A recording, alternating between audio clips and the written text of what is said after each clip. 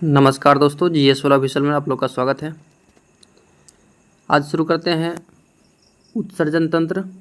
उत्सर्जन तंत्र का जो भी थ्योरी और ऑब्जेक्टिव होगा घटना चक्र के इस सीरीज में वो कवर करेंगे हम लोग। चलिए बिना देरी के शुरुआत करते हैं इस नोट का।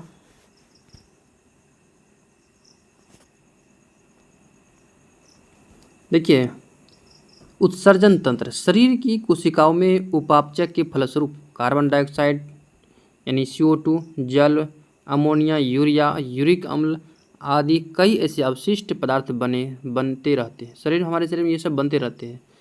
क्या शरीर के जो उपापचय क्रिया होता है, पाचन क्रिया होता है, उसमें ये सब पदार्थ बनते रहते हैं। तो इसको निकालना भी शरीर से जरूरी है। तो निकलने वाले जो तंत्र होता है उसी को बोलते हैं उत्सर्जन तंत्र। ठीक है।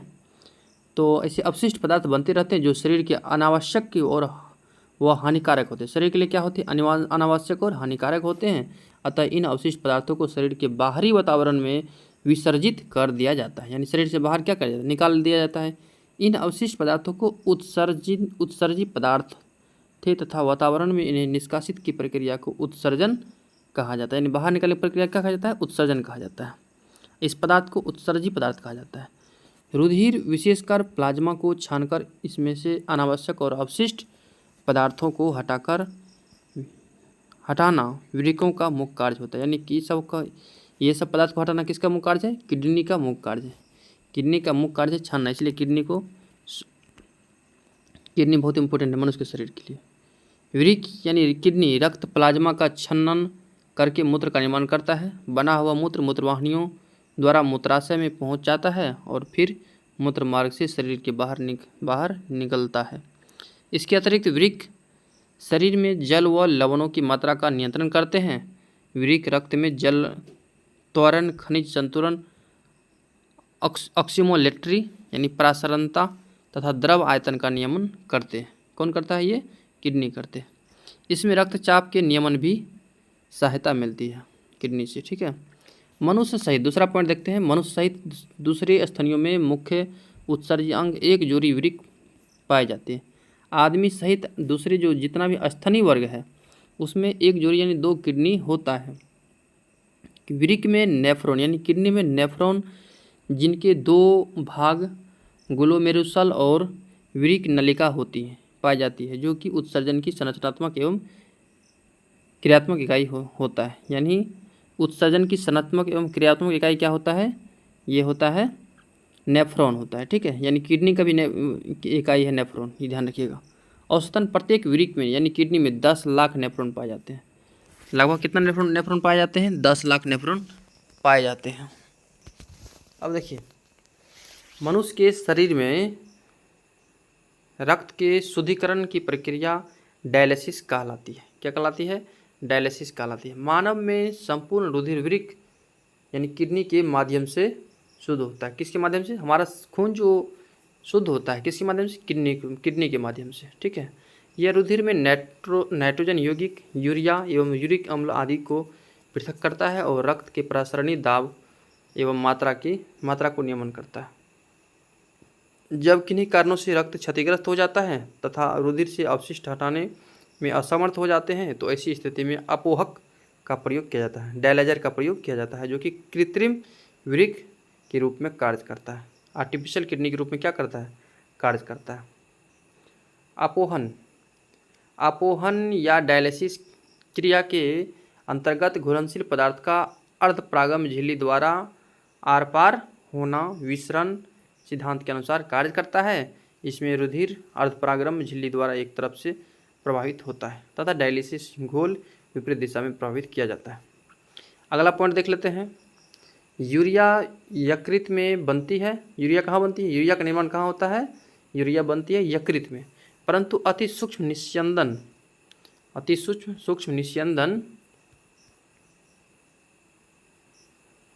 क्रिया इसे रुधिर में गुर्दे द्वारा पृथक कर दिया जाता है।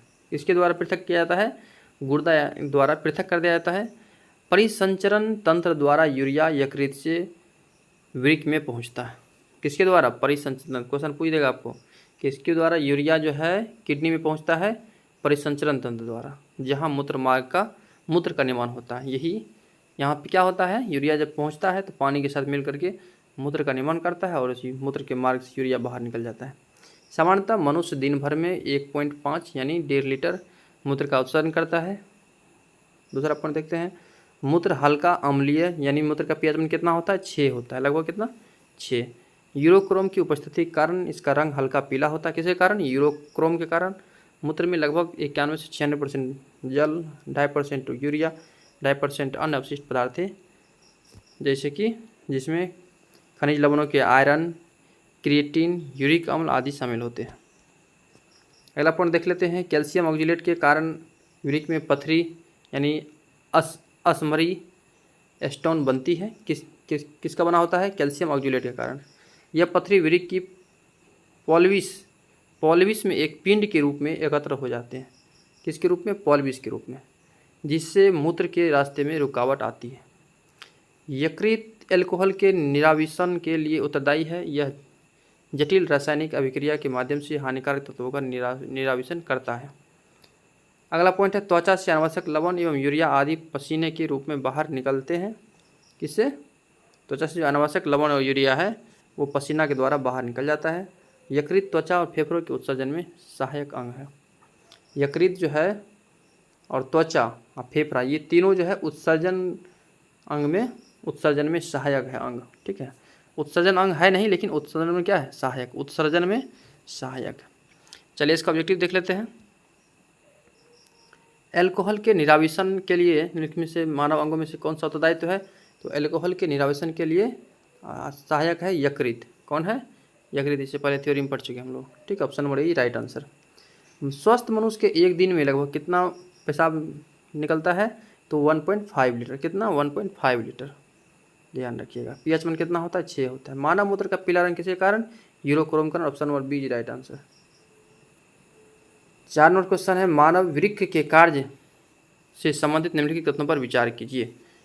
पॉइंट नंबर वन है वृक्क यानी किडनी में उत्सर्जन अपनयन के पश्चात स्वच्छ रक्त वृक्कीय धमनी से वापस जाता है। वोमन संपुट, ये इम्पोर्टेंट है, वोमन संपुट से संबंधित क्वेश्चन पूछता है, से निस्यंदित द्रव लघु नलिकाओं से गुजरता है। यहाँ अधिकांश ग्लूकोज का पुनरावशोषण होता है तथा वृक्कीय शिरा में रक्त के पास वापस भेजा जाता है। तो देखिए इसका कौन आंसर हो जाएगा, option number B right answer. एक गलत है और दूसरा सही है, सिर्फ 2 सही है। ठीक है, 5 नंबर क्वेश्चन है, मनुष्य शरीर में खून के शुद्धिकरण की प्रक्रिया को क्या कहते हैं, डायलिसिस कहते हैं। सिंपल है, खून की जो प्रक्रिया की शुद्धिकरण प्रक्रिया जो किडनी में होता है क्या कहते हैं, उसको डायलिसिस क्रिया कहा जाता है। डायलिसिस किससे संबंधित है, तो यूरिक से यानी किडनी से संबंधित है। कहाँ होता है खून शुद्धिकरण, किडनी में होता है। ठीक है, अगला क्वेश्चन देख लेते हैं। क्वेश्चन नंबर 7 है, अपोहन अपोहन जिसके कार्य संपादन हेतु प्रयुक्त होता है वह है क्या, किडनी। इसमें रक्त शुद्धिकरण होता है। जब वृक्क जिनकी कारणों से क्षतिग्रस्त हो जाती है, किन्हीं कारणों से क्षतिग्रस्त हो जाती है, तो रुधिर को साफ करने में साफ नहीं कर पाता है, तो ऐसी स्थिति में रुधिर को साफ करने के लिए अर्थात इसमें से उत्सर्जित पदार्थ अलग करने के लिए अपोहक का प्रयोग किया जाता है। ठीक है, डायलिसिस का प्रयोग किया जाता है, जिसको बोलते हैं आप कृत्रिम किडनी। ठीक है, आर्टिफिशियल किडनी के रूप में प्रयोग किया जाता है। अगला क्वेश्चन 8 नंबर क्वेश्चन, इसमें कौन सा कथन सही है, शरीर में सारा रक्त किडनी के माध्यम से मिल जाता है। गलत है, शरीर में सारा रक्त किडनी के माध्यम से गुजरता है। शरीर में सारा रक्त किडनी के माध्यम से शुद्ध होता है, ये सही है। गुजरता तो हर एक अंग से है, लेकिन शुद्ध कहाँ से होता है, किडनी से ही शुद्ध होगा आपको। नॉर्मल क्वेश्चन है, यूरिया किसके द्वारा रक्त से पृथक किया जाता है। अभी जस्ट पढ़े यूरिया गुर्दा के द्वारा। किसके द्वारा, गुर्दा के द्वारा यूरिया जो है पृथक किया जाता है। ठीक है, किडनी के द्वारा पृथक किया जाता है यूरिया को। कौन पृथक करता है, गुर्दा यानी किडनी पृथक करता है। यूरिया कहाँ बनता है, यकृत में बनता है। यूरिया कहाँ बनता है, यकृत में, ध्यान रखिएगा। मानव गुर्दे किस प्रणाली के अंग है, तो मानव गुर्दे जो है किस प्रणाली का अंग है। 10 का आंसर देख लेते हैं। ऑप्शन नंबर सी, मानव गुर्दे यानी मानवों में गुर्दे यानी किडनी उत्सर्जन तंत्र के प्रमुख अंग है। किसका है, किडनी उत्सर्जन तंत्र का प्रमुख अंग है। रुधिर को छानकर इसमें अनावश्यक और अपशिष्ट पदार्थों को हटाना गुर्दे का मूल कार्य होता है। अगला पॉइंट है, अगला क्वेश्चन है कि वृक्क यानी किडनी से प्रति मिनट औसतन रक्त प्रवाह होता है। किडनी से प्रति मिनट कितना रक्त प्रवाह होता है? 1200 सीसी क्यूबिक सेंटीमीटर, कितना? 1200 क्यूबिक सेंटीमीटर जो है रक्त प्रवाहित होता है प्रति मिनट, ध्यान रखिएगा।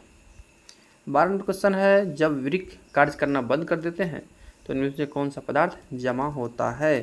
तो रक्त में जो नत्र जनित अवशिष्ट पदार्थ जो बाहर निकलता है वो जमा होने लगता है किडनी में, ठीक है। तो रक्त में नत्र जनित अवशिष्ट पदार्थ जमा होने लगता है, जिसके कारण किडनी खराब होता जाता है। निम्नलिखित में से कौन सा मानव गुर्दे का समान कार्य नहीं है? देखिए, गुर्दा का समान कार्य क्या नहीं हो सकता है? तो रक्त में शर्करा की मात्रा का नियंत्रण। शर्करा की मात्रा नियंत्रण कौन करता है? इंसुलिन करता है, जो अग्नाशय के बीटा कोशिका से निकलता है वो करता है। ऑप्शन बी राइट आंसर हो जाएगा, बाकी सब सही है। 14 नंबर क्वेश्चन है, मानव वृक्क असमरी में पाए जाने वाला प्रमुख रासायनिक यौगिक क्या है? अच्छा, स्टोन यानी कैल्शियम ऑक्जेलेट। क्या हो जाएगा इसका answer? Option C right answer, calcium oxalate, ठीक।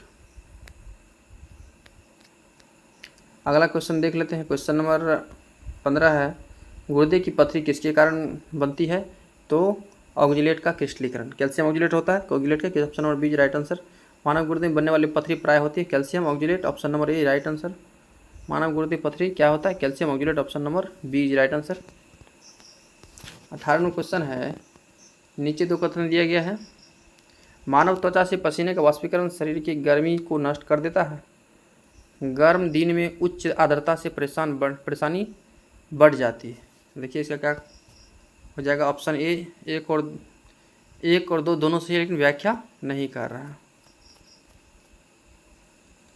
पसीने का वाष्पीकरण होने से द्रव से वाष्प में रूपांतरण के लिए गुप्त ऊष्मा की आवश्यकता होती है। यह ऊष्मा त्वचा व नीचे प्रभावित रक्त ले जाती है, फलस्वरूप त्वचा का तापमान घटता है और शरीर का ऊष्मा अपसारण होता है। कारण भी सही है, जब वायु में अपेक्षाकृत आर्द्रता अधिक होती है तब उच्च सापेक्ष आर्द्रता में त्वचा वायु के बीच वाष्प दाब का अंतर घट जाता है। इस कारण त्वचा से पसीने का वाष्पीकरण धीमा पड़ जाता है।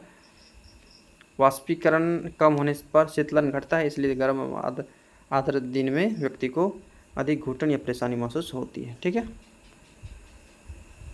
19 नंबर क्वेश्चन है, जब त्वचा में वह तत्व जो मानव पसीने के माध्यम से उत्सर्जित होता है, कौन कौन होता है उत्सर्जित?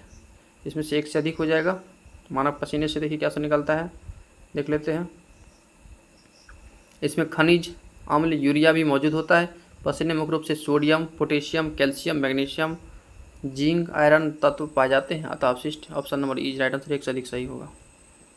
20 नंबर क्वेश्चन है, निम्नलिखित में से किसका उपयोग किडनी प्रतिरूपण के लिए प्रतिरक्षा दमनकारी के रूप में कार्य किया जाता है? तो ये हो जाएगा option number D right answer, monoclonal प्रतिरक्षी, मोनोक्लोनल प्रतिरक्षी, ठीक है। इसी के साथ उत्सर्जन तंत्र समाप्त होता है और अगला वीडियो हम लोग कवर करेंगे तंत्रिका तंत्र। तो जो चैनल पर नया है कृपया सब्सक्राइब कर लीजिए, आपके एक लाइक सब्सक्राइब से मोटिवेशन बनता है और अगला वीडियो आप लोग को बहुत जल्द ही लेकर आ रहे हैं।